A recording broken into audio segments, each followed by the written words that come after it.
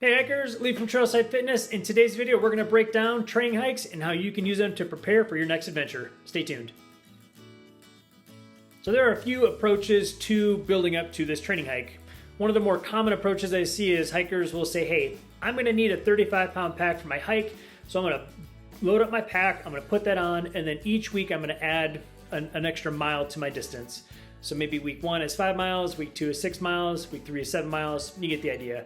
So now over the course of 12 weeks, they're building up their mileage, carrying that heavier pack. And I think that this approach can certainly work.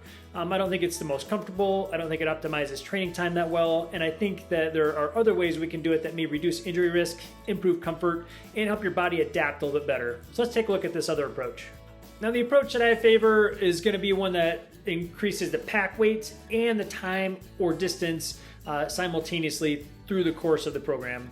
So for example, we might start at a pack weight that's 10 to 15% of body weight. From there, we're going to start at a mileage that's comfortable. Let's say it's 6 miles. Over the course of 12 weeks, we're going to add a mile or two each week, and we're going to increase the pack weight a couple of pounds leading up to that goal at the end of the program. Now you may have to adjust the numbers a little bit to get specifically what's going to work best for you each week.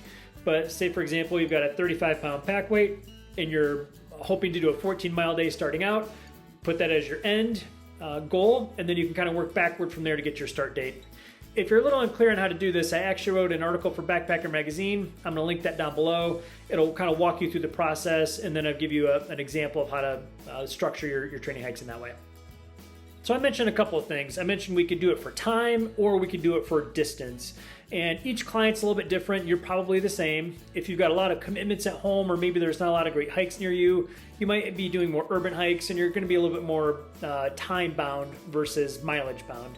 So in that case, if your schedule's really busy, you say, you know what, I've got like 4 or 5 hours that I can dedicate to a training hike, that's perfect. What we're going to do is start out with a time frame that's a little bit more manageable, maybe an hour and a half to 2 hours, and then each week we're going to add another half hour to that time while increasing the pack weight as well. And this can work out really good if you're just super busy with family commitments, work, and that sort of stuff. The other alternative is miles, so you're just going to increase the mileage incrementally each week, much like you would increase the pack weight as we've talked about previously. Now my tip for this workout is to actually use your gear. So it's perfect in terms of weight. You want to know how that pack fits with different loads in there. You want to make sure that if the pack is squeaking weirdly or you need to make adjustments, these training hikes are the perfect opportunity to do that. So take your gear, load it up just like you would, see how the pack feels, see if there's any weird noises or shifts or things you need to adjust along the way, and make those adjustments now. It's going to make it so much more comfortable. You'll have that confidence before you actually step out on your hike.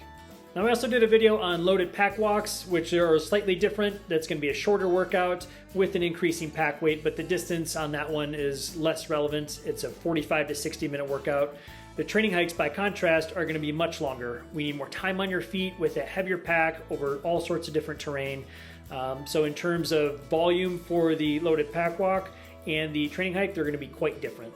If you're unsure about the loaded pack walks, I do have a video, I'll link to that, so you can go check that out as well.